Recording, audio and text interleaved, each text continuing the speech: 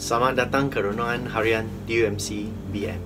Kami berjumpa lagi dan sekarang saya akan membawa anda dalam renungan saya daripada Nehemia bab 1 ayat 1 hingga 4. Mari kita membacanya.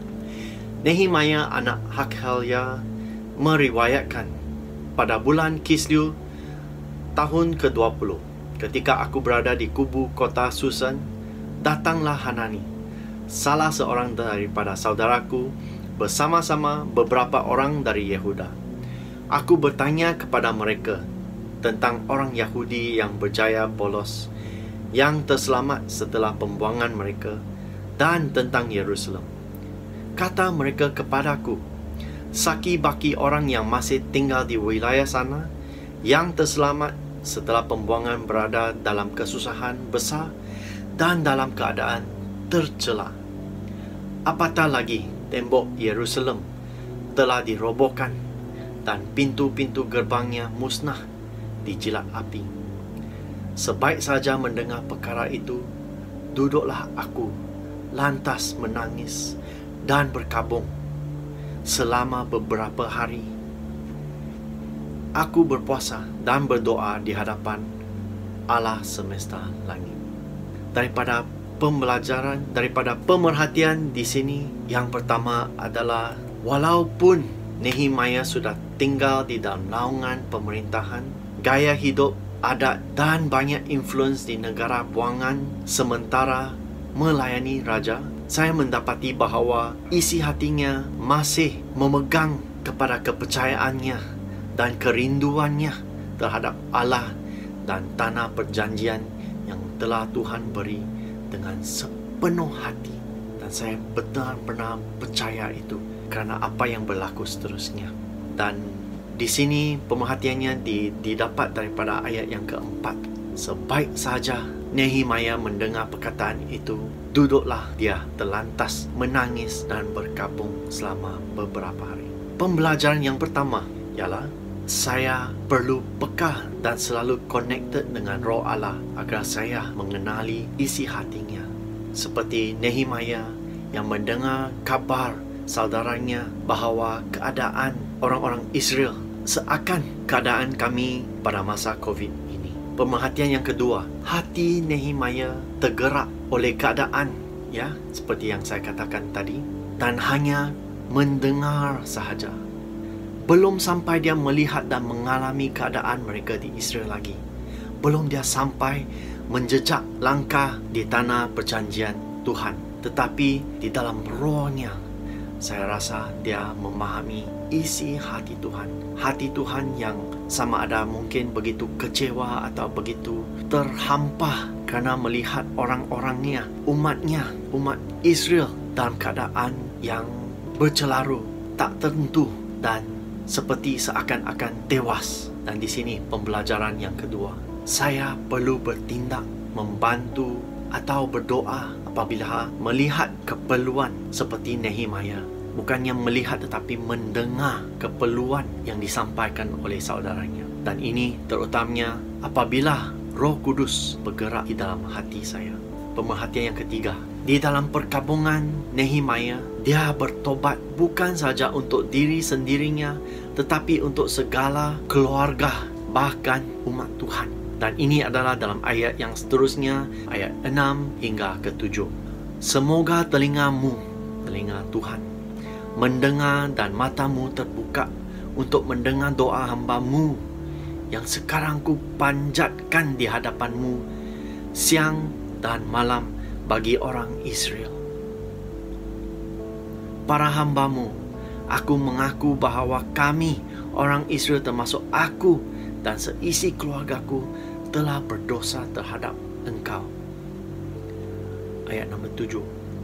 Teramat fasik kelakuan kami terhadap Engkau.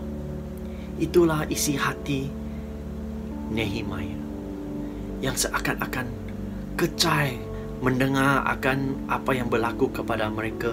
Umat Tuhan yang sepatutnya mengikut perintah 10 hukum, 10 Taurat Tuhan, tetapi tidak, dan lebih daripada itu melanggar dan berkahwin dengan jiran-jirannya yang daripada kaum lain dan juga melakukan dosa-dosa yang mereka lakukan.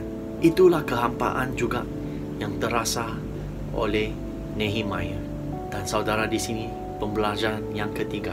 Saya diperingatkan bahawa saya boleh bertaubat sebagai wakil untuk mereka yang belum mengenali Tuhan dan juga mereka yang masih di dalam dosa mereka. Dan doa ini bukanlah doa yang begitu-begitu saja.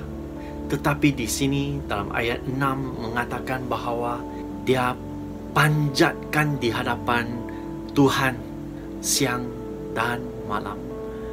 Ini adalah sesuatu yang agak baru yang saya perhatikan dalam renungan ayat ke-6 ini. Dan jikalau anda terasa bahawa anda telah pada masa ini, pada masa COVID ini, apabila kamu ingin berdoa dan seperti tidak ada perasaan untuk berdoa, saya ingin mendorong anda bahawa ada kalinya saya juga begitu.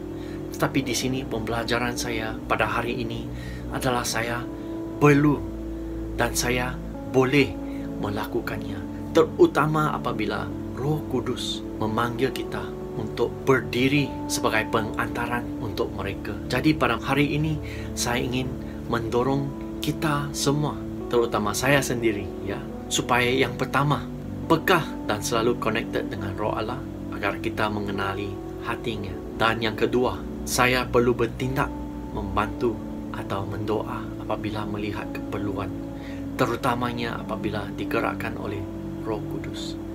Dan yang ketiga, sebagai peringatan, saya boleh dan perlu bertaubat sebagai wakil untuk mereka yang belum dan yang masih di dalam dosa mereka. Dan ini harus kita melakukan dengan sepenuh hati. Mari kita berdoa. Tuhan Yesus, saya bersyukur akan pembelajaran firman-Mu pada hari ini yang membawa Tuhan akan bukan sahaja pergantungan saya terhadap Roh-Mu, tetapi dalam mengenali hati-Mu dan mengenali Tuhan firman-Mu dan mengenali Tuhan bahawa tujuan-Mu bukannya untuk memaksa kami pergi daripada Kamu, tetapi sebenarnya Tuhan, hati-Mu adalah supaya kami datang kepadamu. Dan pada pagi ini Tuhan, saya datang menghadap-Mu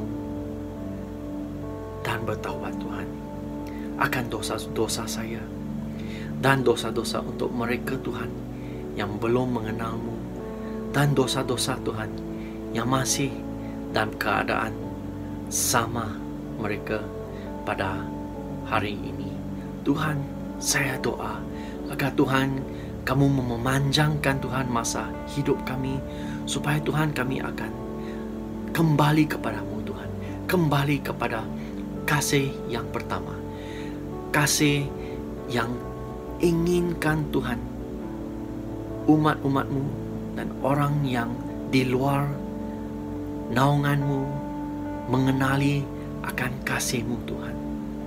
Jadi Tuhan, saya berdoa agar Kamu menyertai mereka, menyertai saya, beranikan hati saya Tuhan untuk berdoa untuk mereka Tuhan, seperti mana Kamu telah sanggup mati di atas kayu salib untuk mereka. Jadi Tuhan, kami berserah Tuhan firman-Mu pada hari ini ke dalam tangan-Mu, supaya Tuhan Roh-Mu akan bekerja di dalam hati kami. Dalam nama Yesus kami berdoa. Amin. Terima kasih kerana bersama kami pada hari ini. Sehingga kami berjumpa lagi. Bye.